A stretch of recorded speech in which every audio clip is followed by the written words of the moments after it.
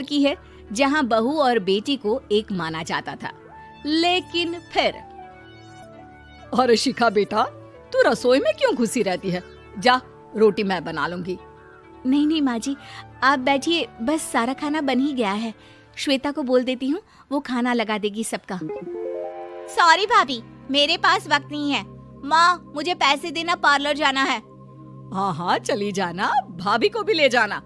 वो भी जाने को बोल रही थी पार्लर, पर पहले ना मदद कर दे उसके खाना लगाने में। देख माँ, वो बहू है, उसे बहू रहने देना। इतना सर पर मत चढ़ा भाभी को। श्वेता, ज्यादा मत बोला कर। बहू और बेटी में कोई फर्क नहीं होता है। जा जाकर काम कर। ननद को माँ का भाभी से इस तरह प्यार करना बिल्कुल अच्छा नहीं लगता। वो बार बार किसी न किसी तरह माँ को भाभी के खिलाफ भड़काती रहती, लेकिन कोई फायदा ना होता। एक रोज, अरे बेटे किशन, जा बहू को कहीं घुमा कर ला। सारा दिन घर में काम करती रहती है। हाँ हाँ माँ, हम लोग जा रहे हैं ना गोवा। अच्छा जी, भाभी ने तो हमें बताया भी नहीं। वैसे तो सारी पंचायत करती है, ये गोवा वाली बात क्यों छुपा गई हमसे? अरे क्योंकि उसे खुद नहीं पता था बहन। मुझे टिकट सस्ती मिल रही थी तो मैंने बुक कर दिया। हाँ शिखा, पैकिंग कर ले, संडे हम जा रहे हैं गोवा। दोपहर में शिखा पैकिंग कर रही थी कि सास आ जाती है। ये क्या बहू, साड़ियाँ? अरे गोवा जा रही है घूमने या फिर शादी में मायके हैं? माँ जी, ऐसा कुछ है ही नहीं, समझ में नहीं आ रहा क्या रखूं कपड़े में। अरे तेरी और श्वेता की साइज तो एक ही है। उसके कुछ मॉडर्न कपड़े ले ले, आकर लौटा देना। हाँ माँ जी, ये ठीक रहेगा। शिखा श्वेता के पास जाती है और उससे कपड़े मांगती है। ना जी ना, मैं अपने कपड़े ना दूं। वैसे भी फैल जाएंगे मेरे कपड़े, बहुत महंगे वाले हैं। शिखा मुंह लटकाकर कमरे में आ जाती है तो सास कहती है, चल तैयार हो जा, तुझे मैं शॉपिंग करा कर लाती हूँ गोवा की। बस फिर क्या था, सास बहू निकल जाते हैं मार्केट और एक से बढ़कर एक ड्रेस खरीद कर घर आते हैं। पहले बता देती कि नए कपड़े दिलाने वाली है भाभी को, तो मैं अपने ही दे देती ना भाभी को, मुझे दिला देती नए कपड़े। देख श्वेता, परिवार का मतलब सबके साथ रहना होता है, ना कि सिर्फ अपना सोचना। वैसे भी तुझे अच्छे संस्कार सीखने चाहिए।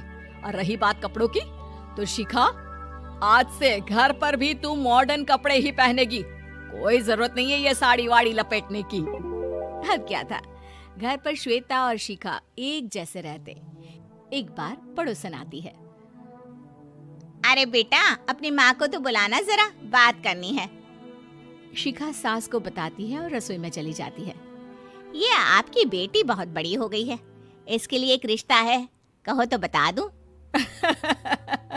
ये बेटी नहीं बहू है, घर में सब एक जैसा ही रहता है। वैसे मेरी बेटी भी बड़ी हो गई है, कोई रिश्ता हो तो जरूर बताना। पड़ोसन रिश्ता लेकर उन लोगों के घर आती है। तब श्वेता की होने वाली सास कहती है, तो ये घर है, कितने मंजिल का है? और ये बहू ने आपकी क्या पहन रखा है, जीन्स टॉप? अरे भाई, साड़ी वाड़ी नहीं है क्या इसके पास? देखिए, सर्दी है तो साड़ी में बहू कैसे मैनेज करती, वैसे पहनती है साड़ी भी। देखिए, हम लोग ठहरे पैसे वाले लोग, कोई कमी नहीं है हम लोगों के पास पैसों की, बहुत पैसे हैं, जमीन, नौकर चाकर, कार, सब कुछ है, लेकिन घर में संस्कारी बहू चाहिए। समझ रही हैं ना आप? सास कुछ कहती कि श्वेता बोल पड़ती है, हाय रे, नौकर चाकर से लेकर जमीन, कार, पैसा, हाँ हाँ, मुझे रिश्ता मंजूर है, मंजूर है मुझे। अरे रुक जा श्वेता, मैं बात कर रही हूँ ना। देखिए, हम लोगों के घर इतनी आजादी नहीं मिलेगी। अरे हाँ कर देना माँ, हाँ कर दे जल्दी से। सास क्या करती, बेटी की शादी ऐसे घर में कर देती है जहाँ ना उनके विचार मिलते हैं और ना ही आचार। शादी के बाद एक रोज फोन पर, श्वेता बेटा, एक बार घर आ जा, बहुत दिल करता है तुझे देखने का। माँ, वो घर पर बहुत काम होता है, कैसे आऊँ? बड़ा घर है, लेकिन आने जाने वालों की लाइन ही लगी रहती है। बेटा, मैं तो जानती थी उस घर का हाल, लेकिन तू ही नहीं मान रही थी। माँ देख, हर घर का यही हाल है। तेरी बेटी को यहाँ घूंघट हटाने की परमिशन नहीं है और एक तरफ भाभी स्कर्ट पहनकर घूम रही है। बेटा, मुझे क्या पता था कि मेरी बेटी को ससुराल के नाम पर पिंजरा मिल जाएगा।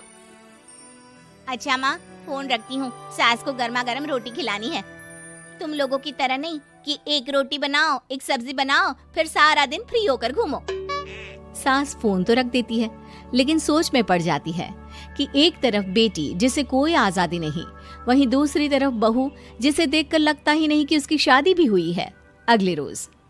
शिखा, अरे ओ शिखा। हाँ माँ, क्या हुआ? कुछ चाहिए आपको? मैं जिम जा रही थी। जिम के कपड़ों में बहू को देखकर सास को घूंघट में अपनी बेटी का ख्याल आता है। देख बहू, घर में बहू की तरह रहा कर। इतने टाइट कपड़े पहनकर जिम जाना पसंद नहीं मुझे। जा जाकर रोटी बना। रोटी? माँ, अभी तो शाम के 6 बजे हैं, इस वक्त रोटी? अब क्या मेरे खाने पीने पर भी पहरा है? अरे जब मर्जी तब मैं अपने घर में खा भी नहीं सकती क्या? बहू को अजीब लगता है। वो समझ नहीं पाती कि जो सास कल तक इतनी सपोर्टिव थी, उन्हें अचानक से क्या हो गया। वो किचन में जाती है, गरम रोटी के साथ 2 तरह की सब्जी, रायता, सलाद सब लेकर सास के पास आती है। माँ जी, खाना। इतना सारा खाना? राक्षस समझा है क्या मुझे? रोटी मांगी थी मैंने गर्मा गर्म बस। पर माँ जी, रोटी खाती किससे आप? सब्जी तो बनानी थी ना। अरे भूख मर गई मेरी तेरी बहस से। जा जाकर काम कर, अंदर पूरी रसोई साफ कर। बहू अंदर चली जाती है। थोड़ी देर में श्वेता घर आती है। अरे शिखा, जल्दी से चाय ला, पकवान बना, मेरी बेटी आई है। अरे नहीं नहीं माँ, ड्राइवर बाहर खड़ा है। मैं तो घर का कोई सामान खरीदने के बहाने यहाँ आ गई हूँ, मुझे जाना होगा। अरे बेटा, पर कितने दिनों बाद देख रही हूँ तुझे। रहने आ जाना 2-4 दिन के लिए। आ जाऊंगी माँ, जब मेरी सास मरेगी तब। मैं तो रोज मन्नत मानती हूँ कि मेरी सास मर जाए तो अच्छा है। अच्छा चल, जा रही हूँ माँ। हे भगवान, कैसे कैसे दिन देखने पड़ रहे हैं मेरी बेटी को। सास अंदर जाती है, जहाँ श्वेता की जिम वाली सहेली का फोन आया होता है। क्या बात है, आज जिम नहीं आई? अरे पता नहीं यार, आज माँ को क्या हो गया अचानक। पर खैर कोई नहीं, लगता नहीं कि मैं अब जिम आ पाऊंगी। शिखा स्पीकर पर बात कर रही थी, जिसे सास सुन रही थी। यार, ये सास ना होती ही ऐसी है। मैं तो कहती हूँ बुढ़िया जल्दी मरे और तू आराम से जिए। शिखा को सहेली की बात पर गुस्सा आ जाता है। माँ के मरने की कौन सा बच्चा दुआ मांगता है मोहिनी? आगे से ऐसी बात मेरे सामने मत करना। हमारे घर की शोभा ही माँ है। क्या हुआ जो थोड़ी सख्ती दिखा रही है? उसमें भी कोई ना कोई उनकी भलाई ही होगी। मैं तो कहती हूँ भगवान मेरे जैसी सास सबको दे, जो सिर्फ माँ की तरह है। सास वाली तो कोई बात ही नहीं है उनमें।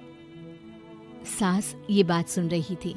उनकी आंख में आंसू आ जाते हैं कि क्यों वो बेटी की किस्मत में बहू को भी भागीदार बना रही थी। शिखा, अरे ओ शिखा, क्या हो गया? जिम नहीं जाना क्या?